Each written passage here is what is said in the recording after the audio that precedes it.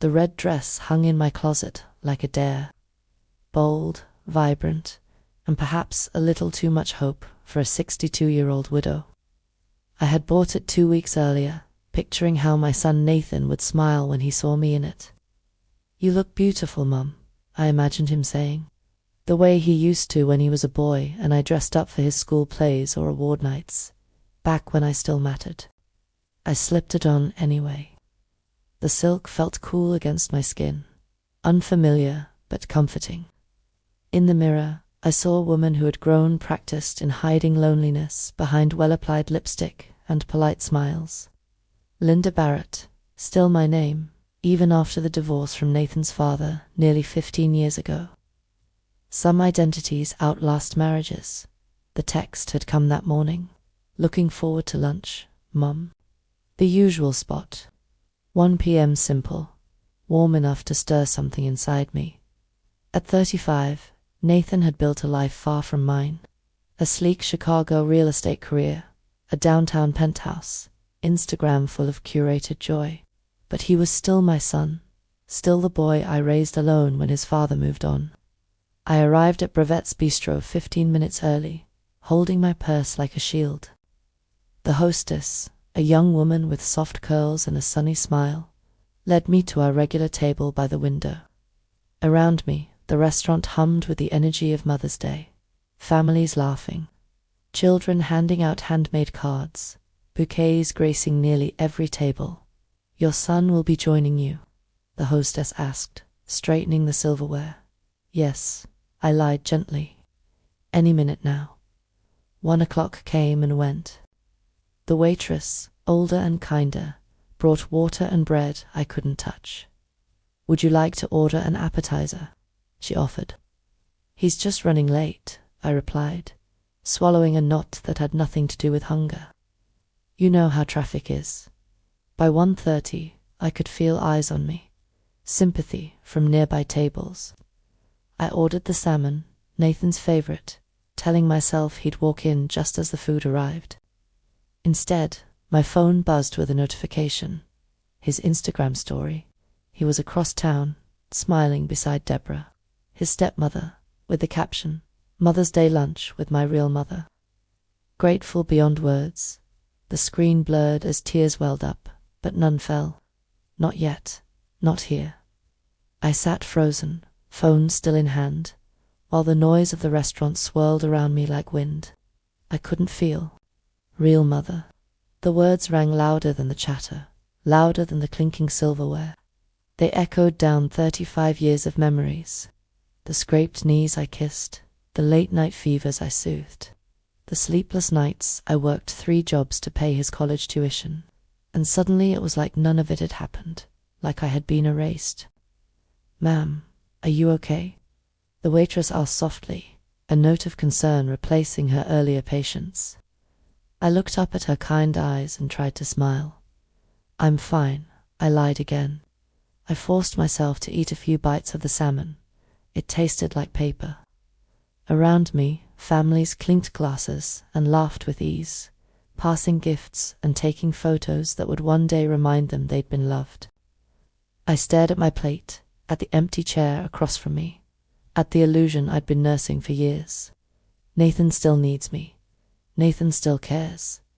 I pulled out my phone again. No new texts, no calls, no apologies. Just the photo of him with Deborah, that perfect smile of his lighting up the frame. I'd known somewhere deep down that I wasn't first in his life anymore. But I never imagined he'd choose to forget me entirely. Not on today, not like this. I paid the check, tipping generously out of habit. Rosa, the waitress, gave me a look that said she understood more than I'd spoken aloud. "Some people," she murmured as she collected the dishes, "don't deserve the love they're given." I nodded, not in agreement, not in defiance, just in acknowledgement. The walk to my car felt longer than usual. Every step was heavy with the weight of memory. I drove home in silence, not trusting the radio to hold me together. When I reached my house, I sat in the driveway for a long while, the red dress growing tight around my ribs. Inside, I found last year's Mother's Day card in the kitchen drawer. I had kept it tucked away like a small proof that I mattered once. A store-bought card with a generic printed message, signed simply, Nathan. No note, no memory, just obligation. My phone buzzed. A text. Sorry, Mum, got held up at work. Rain check, rain check. I stared at the words, numb. He still thought I didn't know. Still thought I was the woman who would swallow it down, make excuses, smile and nod. I started to type a reply, deleted it, tried again, deleted again. And then I typed the only truth that mattered. I saw your post. He read it within seconds. No reply came. And as the sun sank outside my kitchen window, a cold clarity settled inside me. I wasn't sad. I wasn't angry. I was done. This wasn't heartbreak. This was release. That night, I didn't sleep. Not from grief, not from rage. Those had come and gone in waves over the years. What kept me awake was the strange, startling lightness in my chest. A sense of space where something heavy had lived for far too long. The space where my devotion to Nathan used to reside. At 3:00 a.m., I opened my laptop. I typed into the search bar without even realizing my fingers had moved. Flights to Madrid. Spain had been a dream once. In college, before I met Nathan's father, before life rerouted everything, I had studied Spanish literature. I used to imagine sipping café con leche on a balcony, walking through art museums, writing poems no one would read. I never went. Marriage came, motherhood followed, and then divorce. Now, for the first time in decades, no one needed me. No one was waiting. No one was calling. And that emptiness, it didn't feel like failure. It felt like permission. I clicked book now on a one-way ticket, departing in 48 hours. The next morning, I made coffee and called my neighbor, Donna. She was in her 70s, widowed with more wisdom than anyone I knew. When my marriage fell apart, she'd sat with me on the porch and told me, "You've got more life left than you think." "Donna," I said, standing in her warm kitchen that smelled of cinnamon and lemon furniture polish, "I'm going away for a while." She looked at me, not startled, not confused, just curious. "How long is a while?" "I don't know." She nodded. "Good. That boy of yours has taken too much from you already." I handed her the spare key. Instructions to forward any important mail to my bank. I left the house exactly as it was, the wedding china still boxed in the basement, the baby clothes in a cedar chest upstairs, the framed photo of Nathan from his high school graduation on the mantel. All of it stayed like relics of a woman I no longer was. 48 hours later, I stepped off the plane in Madrid, suitcase in hand, lungs full of air that tasted unfamiliar and free. My Spanish was rusty, but I managed enough to get to a small studio apartment in Lavapiés, a neighborhood full of color, sound, and second chances. The apartment was tiny, but it had a window that opened to a courtyard where an old woman hung laundry and sang opera every morning. There was a bed just big enough, a desk just wide enough, and silence just deep enough for rediscovery. The landlord, Federico, was a kind man in his 60s, with wild eyebrows and a fondness for American jazz. "You are a writer?" he asked, eyeing my single suitcase and blank notebooks. "I'm figuring that out," I said. For the first week, I did nothing. I walked through the city until my feet ached. I sat in cafes, listening. I bought groceries from a tiny market run by a couple who argued lovingly over fruit prices. I practiced ordering coffee in Spanish. I turned off international data on my phone and let it rest untouched. The missed calls piled up. First Nathan, then Richard, his father, then Deborah. Dozens of voicemails, none of them listened to. I imagined their conversations. She's not answering. Where did she go? What is wrong with her? Let them wonder. For the first time in my life, I wanted to be the mystery. and I was finally willing to be found by myself. The second week in Madrid passed like a breath I didn't know I'd been holding. I still hadn't touched my phone. It sat powered off on the bedside table, a silent witness to the life I'd left behind. Every time I glanced at it, I felt no urgency, no longing, only the faint hum of boundaries forming in the space where chaos used to live. One afternoon, I found a quiet cafe tucked between two narrow alleys near El Retiro Park. It smelled of espresso and old books, and the woman behind the counter had hair the color of storm clouds and an accent that blended Ireland with Spain. Her name was Moira Sullivan, and she ran the place like she'd invented comfort. "You American?" she asked, setting down a perfect cup of café con leche.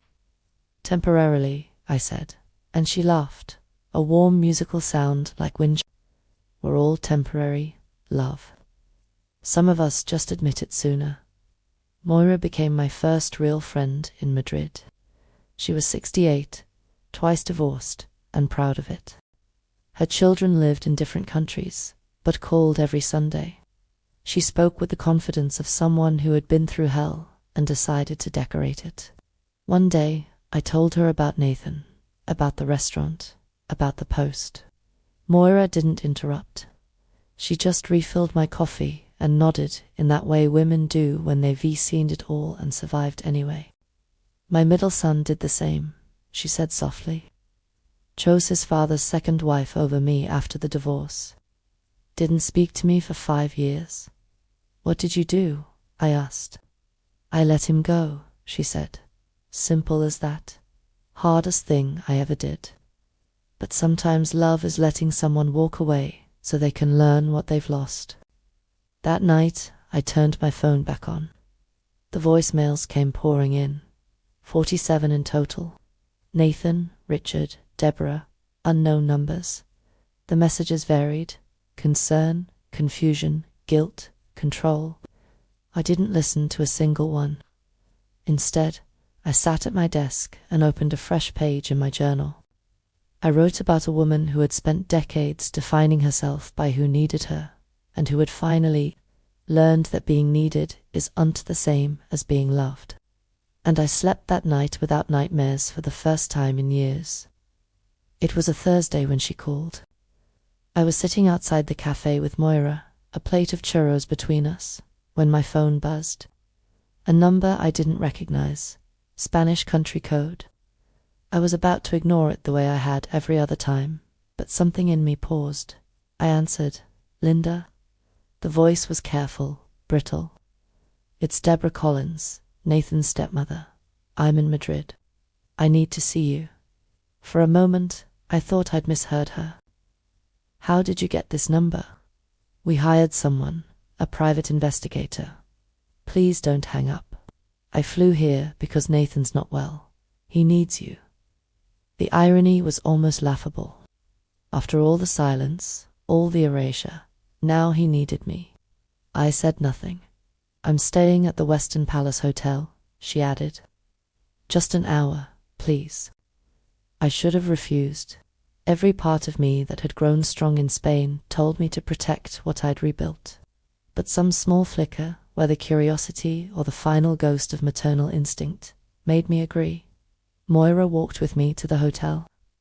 "You don't owe them a single inch of yourself," she reminded me. "I know," I said, and I meant it.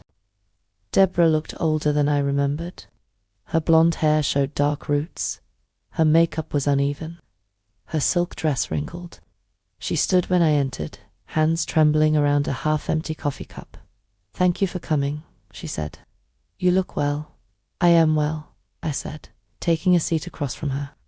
"You have 55 minutes. She flinched but nodded. "Nathan's struggling.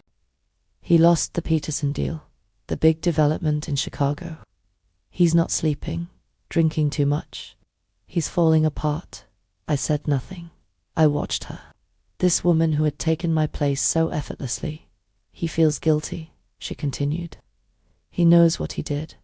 I told him that post on Mother's Day was cruel. I begged him not to do it. But you didn't stop him," I said. Her eyes filled. "No, I didn't. I wanted to matter to him. I didn't think, ... double quotes, no, you didn't. She looked away. He says he's ruined everything. He keeps saying he killed the only person who ever loved him unconditionally. He's right. Her mouth opened, then closed. Deborah, do you know what I did for 35 years? I asked. I made excuses for Nathan's indifference. I turned myself inside out, trying to earn love from someone who never had to earn mine. She swallowed hard. I know I have no right to ask this, but please just talk to him. He needs you. I leaned back in my chair. He needed me for years. He chose someone else, and now he needs me to make the guilt stop. But I'm done being his band-aid. I stood, calm and certain. Tell Nathan I love him enough to let him feel the weight of what he's done, and when he's ready to carry it with integrity, not shame, I might listen. Until then, I am no longer his safety net. And I left Deborah sitting in that hotel lobby with her cold coffee and her regrets. 3 days later, he appeared. I was at Moira Escaf grading vocabulary exercises from my advanced English students when I saw him through the window. Nathan Barrett, thinner than I remembered, his once tailored suit now rumpled and loose around the shoulders. He stood across the street, like someone unsure of his own presence, staring at me through the glass. I didn't flinch. I didn't wave. I simply continued marking a paper about the future tense. Moira stepped up behind me, saw where I was looking, and raised an eyebrow. Is that him? I nodded. He looks awful, she said flatly. Good, I replied. Nathan finally crossed the street, each step like it carried 100 questions and no answers. When the cafe door opened, the small bell overhead rang louder than usual. Or maybe I was just listening harder. The other customers glanced up briefly, then returned to their books and conversations. To them, he was just another American. He stood at the table for a moment, his eyes scanning my face like he didn't recognize me.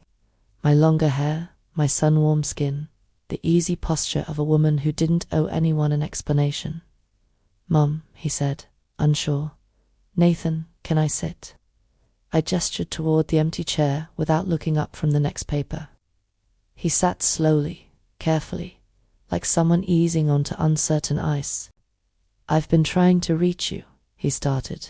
I know you haven't answered because I didn't want to talk to you. He blinked at the directness. That was new for him. I deserve that, he said. You deserve honesty. He looked down at his hands, rubbing them together the way he did when he was nervous as a boy. I felt nothing. I messed up, he began. That Mother's Day, I don't know what I was thinking. I was angry, confused, ... double quotes, no, I cut in. You were clear, you were cruel, but you weren't confused. You made a choice. I didn't mean to hurt you. You didn't hurt me that day, Nathan. You revealed yourself. The hurt came from the 35 years I spent believing that if I gave you enough love, you'd give it back. But what you wanted was access, not connection. He swallowed, visibly shaken. I do love you. No, you love knowing I'll always pick up the pieces. You love the convenience of my love, not the responsibility that comes with it. Outside, someone passed by with a guitar slung across their back. Inside, the silence between us felt heavier than anything that had been said so far. My business is failing, Nathan admitted. I lost the house deal. The contractors pulled out. Christine and Dad are fighting. Everything's unraveling. And so, you came here. He nodded. Because I'm your emergency contact. He opened his mouth, then shut it. I'm not angry, Nathan, I said finally. I'm done. There's a difference. So, what happens now? You just stay here forever. I live my life. You live yours. He stared at me, stunned by the simplicity. There are papers you need to sign, he said after a moment, reaching into his coat pocket for the property in Vermont.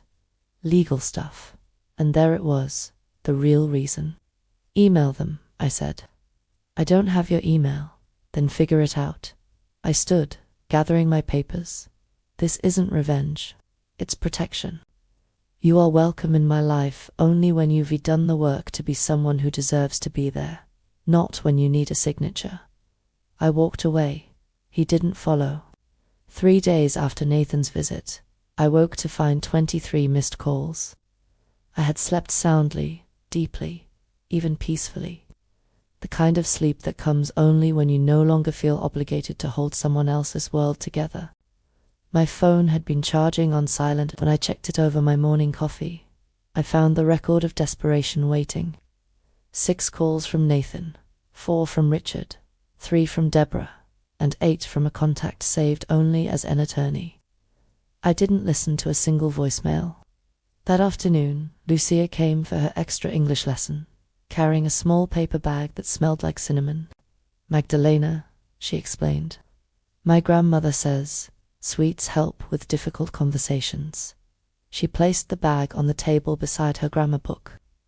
"What makes you think I had a difficult conversation?" "You've been different since Tuesday," she said, not unkindly. "Stronger, but also, how do you say more solid? More solid. I like that." "Yes," I said. "Someone I used to know showed up." She tilted her head. "The one who hurt you?" I nodded. "Did he apologize?" "He tried. But apologies without change are just noise." We practiced the subjunctive that day, the grammar of uncertainty. If I were younger, if I had known, if he had changed, all those fragile conditional possibilities. If my son were to truly change, I said aloud, then maybe I'd consider forgiveness. Lucia looked up. "But you don't think he will?" "No, I don't." She nodded like she understood far more than her years would suggest. "Then you are free." That evening, Moira insisted on taking me out. We sat at a rooftop tapas bar, looking out over the Plaza de Santa Ana. Plates of patatas, bravas, and marinated olives between us. "You look different," she said, echoing Lucia. "Settled, like a woman who stopped waiting." I smiled. I feel like I finally arrived in the one place I'd always avoided my own life. We clinked glasses of Rio. Just then, my phone buzzed on the table. A new call from an attorney. I turned it face down.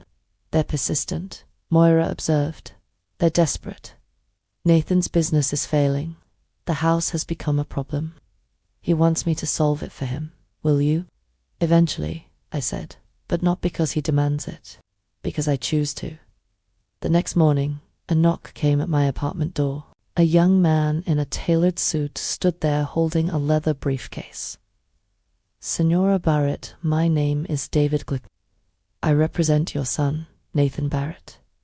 I didn't open the door all the way. "How did you get this address?"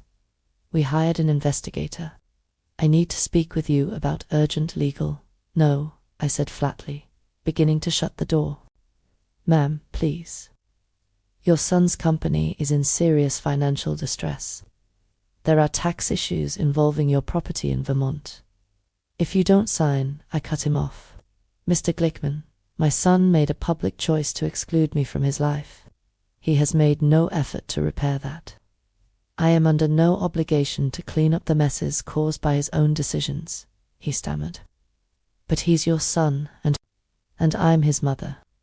A real mother teaches her child that actions have consequences." I closed the door, locked it, and made myself coffee. Later that day, I called Moira.